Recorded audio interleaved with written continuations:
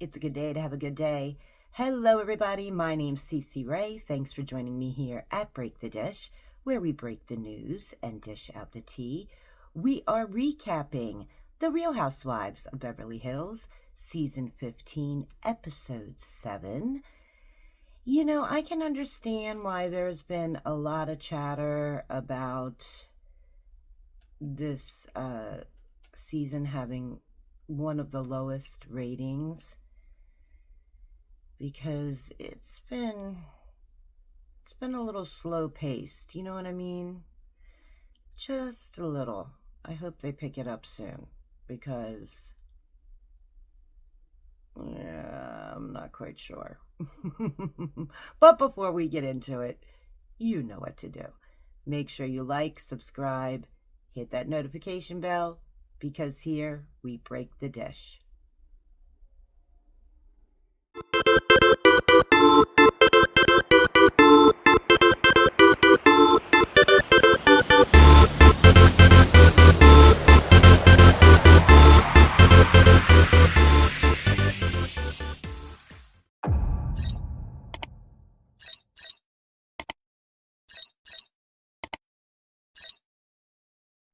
We are recapping The Real Housewives of Beverly Hills, Season 15, Episode 7. And let's get right into it. So this episode opens up at Erica's house, and Rachel Zoe is coming for a little visit. Rachel starts explaining how she really gravitates towards Erica. She really likes her. She likes to have people around her with good energy, and she senses that with Erica. So these two start talking about the dinner the other night.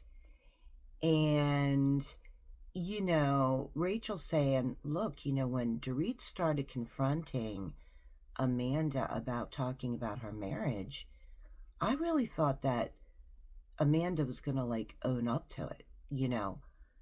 The last thing I thought is that Amanda would come out with, so today's the anniversary date of my son's death.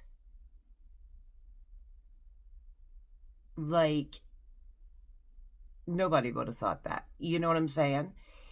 Especially Dorit. And Erica's like, yeah, I know. Like, I felt bad for Amanda. She's like, but you know, there's no way that Dorit knew. And of course, you know, Rachel's like, of course not. And then I love how Rachel's like, and don't you hate when somebody's on the phone making a loud phone call? Now, what she's referring to, if you think back a couple episodes, is when they were in Sedona, and Erica's on one side of Amanda and Rachel's on the other. And for 45 minutes, Amanda is on this so-called business call where she hijacked the entire car, for the whole time they're driving. Because, you know, when someone's on the phone, you naturally are going to be quiet. You don't want to interrupt them when they're on the phone, right? I mean, that's called respect. But then again, you expect respect in return, and don't take a business call in the middle of a car with other people, you know. And Erica, she nailed it right on the head. She was like, it seemed performative. Yeah, I agree. You know, look at me. I'm on a business call. Look how important I am. That was definitely the vibe I got. You know what I'm saying? So now we're at a furniture store, because remember, Amanda has been redoing Kyle's house, and the only room that she has left now to decorate is the theater room. So Amanda is meeting up with Kyle, and Kyle naturally asks Amanda, like, you know, how have you been doing since the other night? This is where I have now completely gone left when it comes to Amanda. So Amanda says, I'm the shell of my former self. This is all from the conversation with Dorit, mind you. My body is experiencing a physical threat. And Dorit was so aggressive. Matter of fact, she actually thought that Dorit would show remorse or, you know, something. Okay? And Kyle's like, listen, I don't think Dorit really meant anything by it. She didn't know. And Amanda's like, I will not be verbally accosted by someone.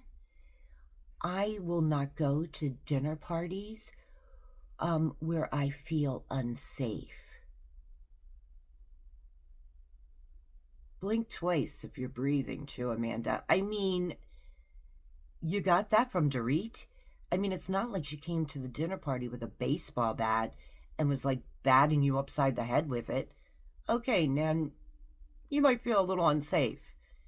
Just because she was asking you about what you were saying about her marriage does not equal feeling unsafe. Okay? Like I said, I have gone completely left when it comes to Amanda. Now we're with Bose and Dorit, Kyle. They're all going out to dinner. And Bose's friend Summer.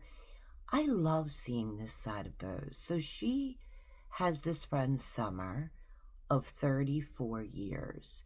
They met, I think, in high school. Did they meet in high school or college? One of the two. And, you really can tell that Bose is a loyal friend, and I really like seeing this side of her. So she's explaining to the ladies that her friend Summer here went through a horrible divorce, and so she can relate to Dorit and Kyle. And of course, Dorit is like, well, Kyle's situation is a little bit different because, her and Mo are friendly, where, her and PK are not. And Kyle starts explaining that she doesn't really feel seen with Mo. I wonder why. That's where Kyle never wants to take accountability for anything. That statement right there is like, not asking herself, why does he make her feel that way? Or why is he treating her that way? But just for the fact of, this is how she feels. Okay? So Dorit is getting ready to ask, actually, an important question to Kyle. She says, do you think you haven't filed for divorce yet because you are in the back of your mind thinking there might be a chance? And then we can all finish what that question would be, right? When long and behold, look who walks into the restaurant. Mo. I mean, this guy is everywhere. I mean, he dropped in on the Potomac Housewives. Now, he wasn't scheduled to film, but he's dropping in on their dinner too, which I find comical. And Bose is like, oh, finally, I meet you. It's so nice to meet you. And then she goes on to explain to Mo, I almost attacked you. He's like, excuse me? And you can always tell when Mo either doesn't want to talk about something or doesn't have an idea, because he wrinkles up his nose excuse me, and she's like, yeah, I was in a restaurant and you were out on a date, and I was giving Kyle blow by blow of what was going on. And Dorit leans over to Mo and she said, that's a girl's girl. And he goes, you might call it a girl's girl, I might call it a spy. Which I thought was funny. But But anyway, so they're all like chatting, and Dorit says to Mo, "Look, I would really like to get together and have a chat with you. Um, I'm at my, you know, I'm at my end here with PK. I want the kids to be good, and I feel as though in order for the kids to be good, we need to be on friendly terms." Mo's like, "Oh, I agree with you." And she's like, "So, he promises her that he will listen without judgment or anything, and so this is how their conversation is getting set up. Um, so he says goodbye, and they're all like, still got their mouths on the floor that what were the odds that he walked in there? And by the way, that really was a surprise. Like, crew saw him walking by the restaurant, and they literally threw a mic on him. But so while they're talking, Dorit says they're talking about Amanda, okay, and Bo says, "Look, I wanna know more information about this dinner the other night with Amanda." And Dorit starts explaining, like, she was starting to question her about what she was saying behind her back about her marriage, when out of the blue she comes out with, this is the anniversary of her son's death. And Bose asks her, like, "Did you continue on with the conversation?" She said, "Well, yes, I did, but..." And Bose says, "Why?" And Dorit says, "Well, we were literally in the middle of a conversation, and by the way, I just didn't continue with it. She did too," which is true. And Bose starts explaining, look, she's lost a child. She's lost a husband. I mean, she could drop that bomb anytime she wants and be totally validated by it, right? But the sense she was getting was that Amanda dropped that bomb out of defense. Like, I don't want to talk about this, so I'm going to land this on you, which was 100% true, So Dorit then starts telling these ladies that she started looking onto her website. And I don't know if she actually read it on her website, but she read something, okay, that she was in a cult. Well, Bose's reaction was priceless. She was like, "What? Homegirl was in a cult?" And Dorit says, like, and they show you, like, what it actually says, on the television screen, that 8 years ago today, I took one of the biggest leaps of my life. I ran away from an incredibly abusive, controlling, and isolated environment, 1,166 miles from home. I was in a cult. Now, I also have a question about this too, to be quite honest, because, listen, I have not walked in her shoes. Maybe she was in a cult. I have no idea. But the way she's reacting towards Dorit and how, like, she's just, like, totally exploiting it and how she feels so accosted and all, makes me question, was this a cult? The other question I have is this, and I could be wrong, don't get me wrong, but she graduated with her master's from Southern Methodist University.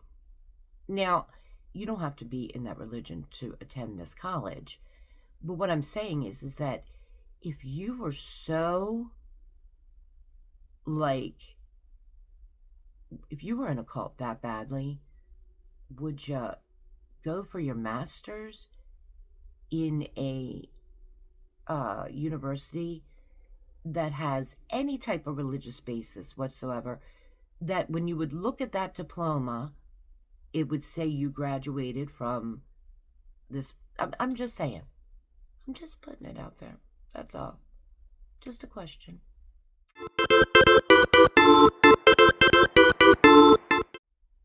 Hi everyone, Cece Ray here. I wanted to tell you about one of my favorite, and I do mean favorite, websites for savings. And we all love savings. It is called Morning Save. And I'm going to show you why. Okay, so see this? Now, I'm showing you this for a reason. Okay?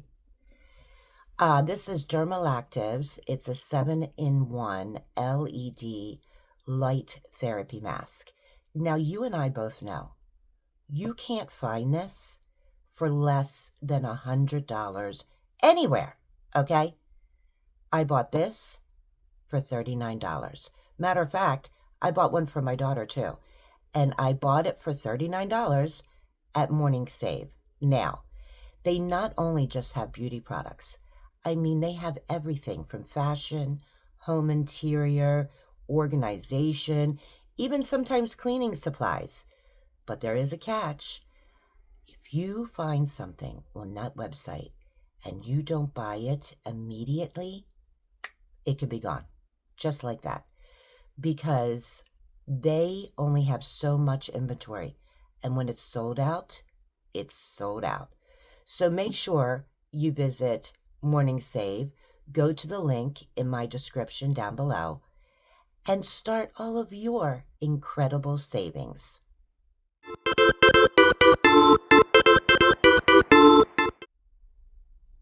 So now we find out that Rachel Zoe has officially filed for divorce because she's walking through her house panicking that within a snap of filing that morning, that quickly it is all over TMZ and Daily Mail and all that, you know.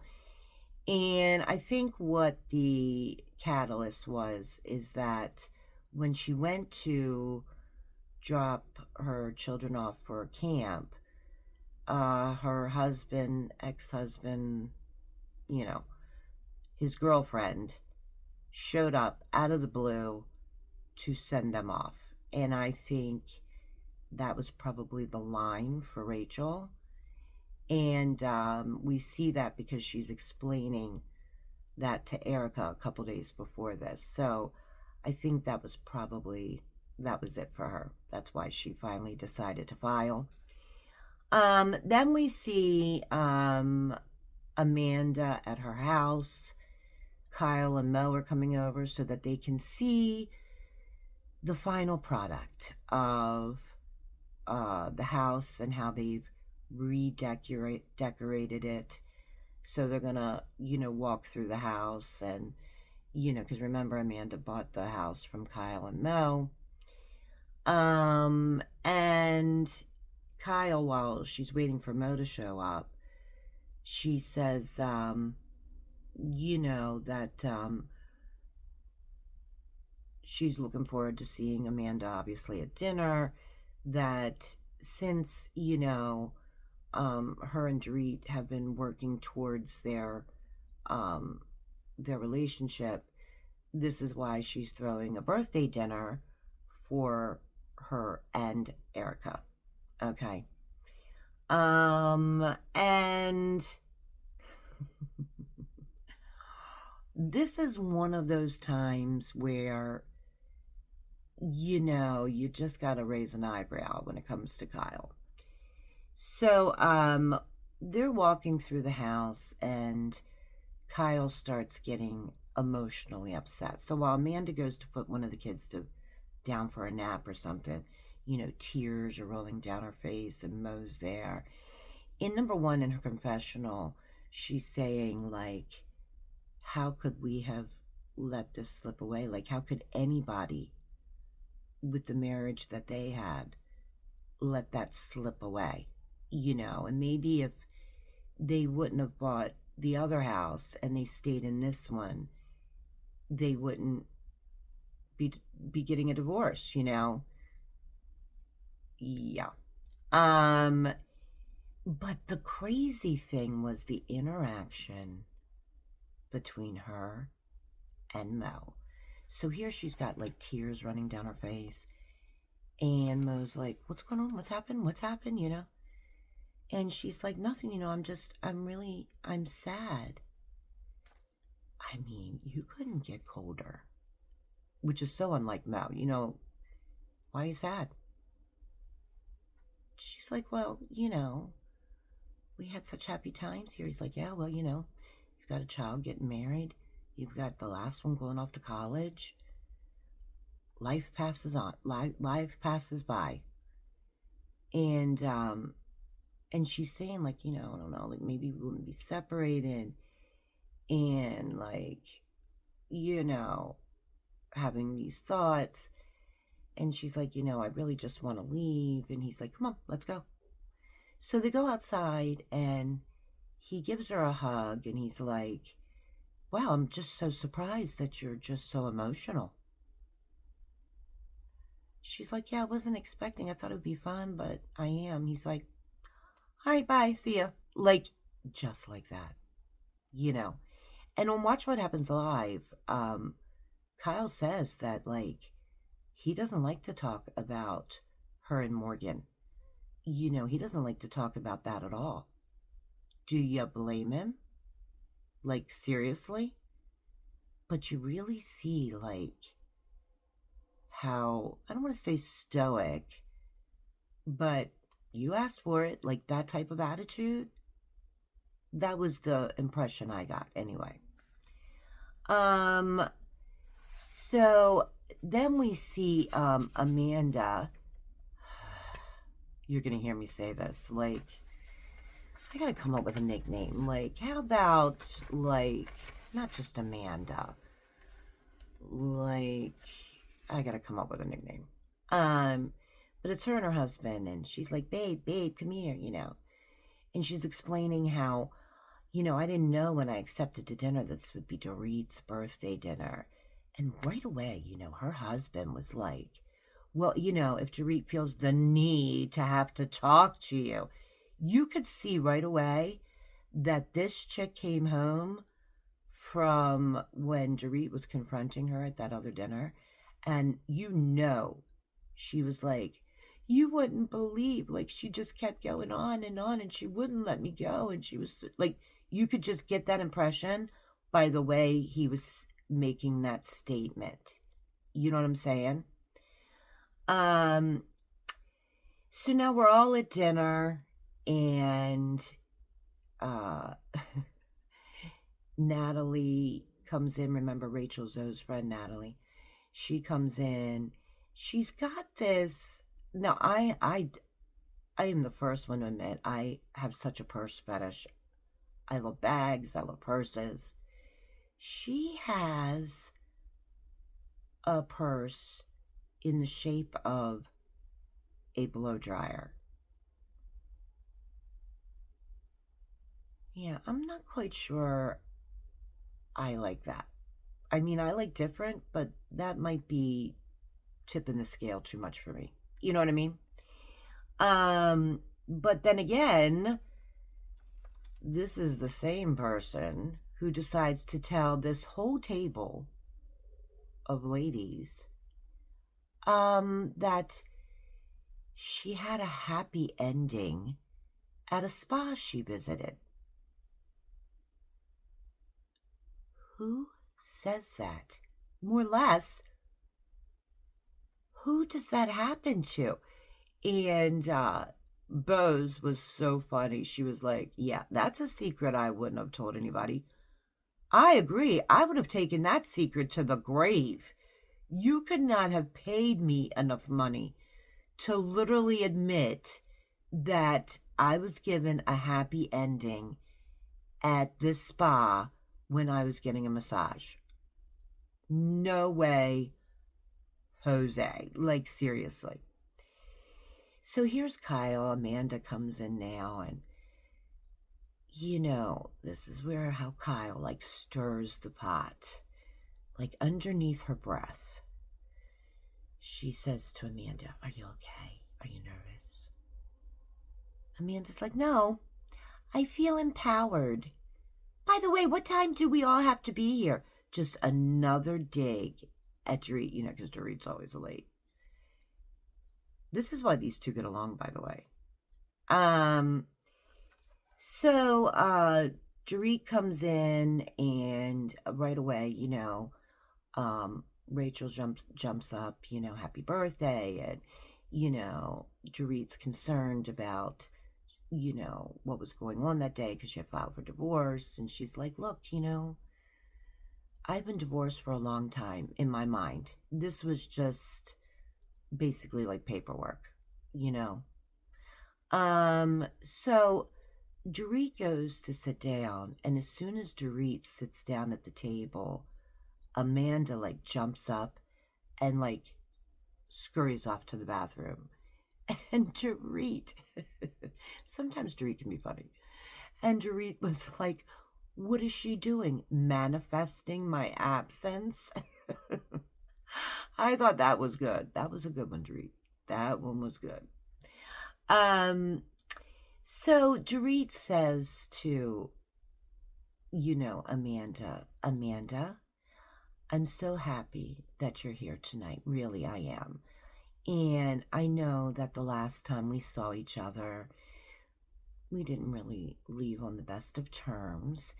And so, I would just wanted to acknowledge that.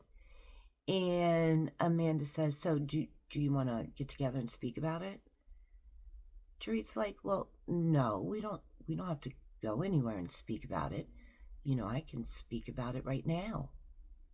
And Amanda turns around and she says, when I attend a dinner party, I don't want to, when I attend dinner parties, it should be without being heavily accosted. Dorit's like, whoa, what? And that's where it ends. So, like,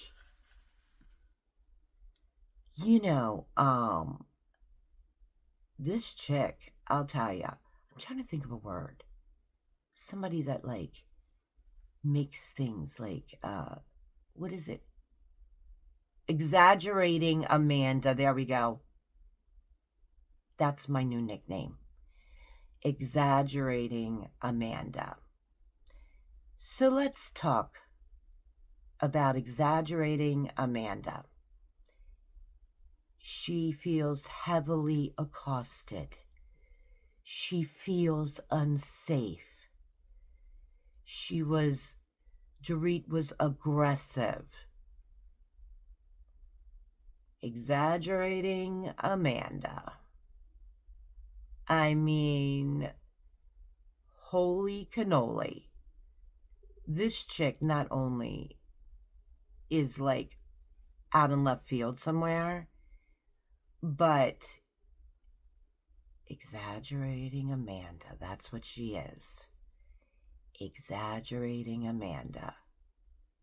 I can only wait till next week, to the next episode, to hear what comes out of Dorit's mouth after that. You know what I'm saying? I also want to have a chat about Kyle. This episode alone just shows you why I have such a problem with Kyle, okay? She is at the furniture store.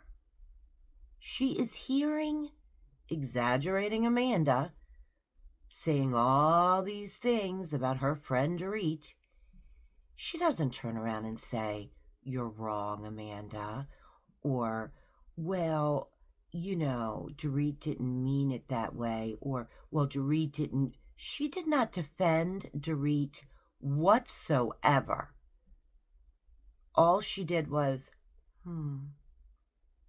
well, yeah. Well, you would feel that way. Totally not a girl's girl at all. At all. The other thing is that everybody keeps giving Kyle kudos for finally being open and honest with the fans. She is not open and honest.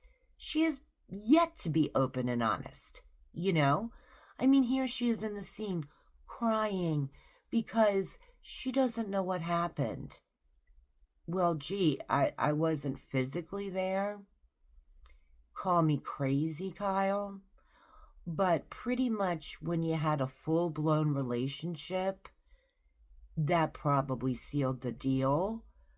Um, when not even that long ago, you bought a house an hour from your girlfriend's studio, the same person that you broke up with because she doesn't like to be in the public eye.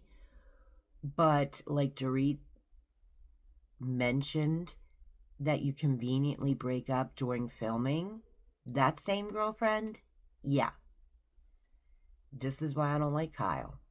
This is exactly why I don't like Kyle. I mean, here she is, bawling the tears, trying to get the sympathy of the fans. Poor me. I had such a great marriage and we just let it slip through our fingers. Now, I'm not saying that he might not have had any discretions. I mean, it's always been in the rumor mill, right? But what he didn't have was a full blown relationship. He wasn't all over page 6, let's put it that way. I mean, you were upset about one picture of him hugging a girl.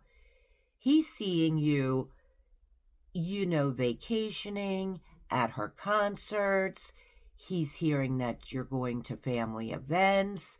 His daughters are, calling him a hoe.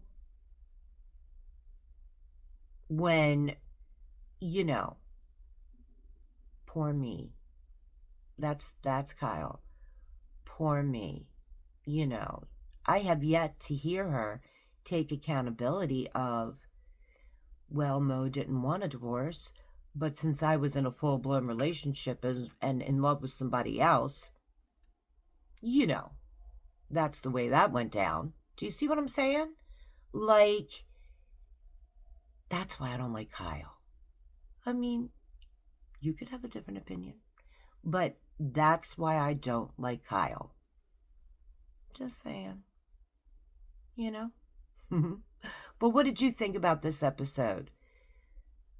I mean, besides the power punch at the end, where exaggerating Amanda was like, you know, lands one on Dorit there.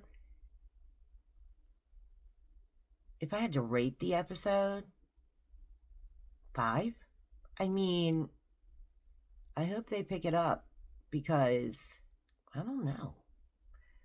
Beverly Hills could go on pause. I mean, because it's a real snooze fest up to this point, to be quite honest.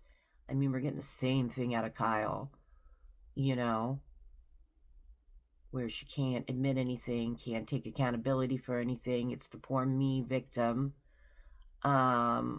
thing. And now we've got exaggerating Amanda in the mix, where she feels like, Dorit's aggressive and she feels unsafe. That is just crazy. But what do you think? What do you think?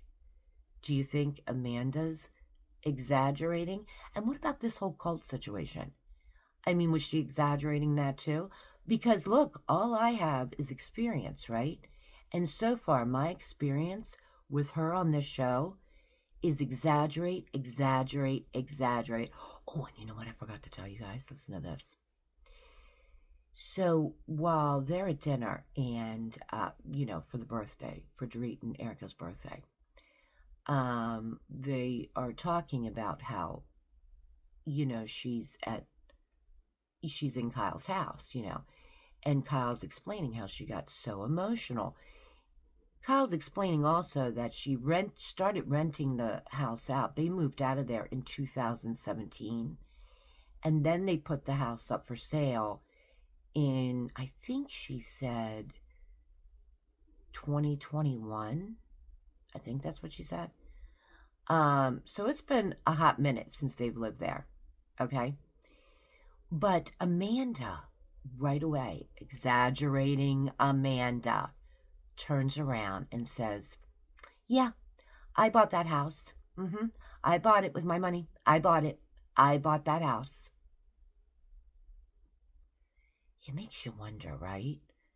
Do you think she says that to her husband? Like, that's right, honey. I bought the house with my money. That's right, honey. I'm the breadwinner. That's right, honey. I'm raising your children. Do you think she says that to him? I mean, like, how whipped could he be, right? I mean, just saying. Exaggerating Amanda. That's right. She bought that house. No help from anybody else. That's right. Her money. Crazy, right? I mean, would you make it a point to say that? Like, would you? I wouldn't.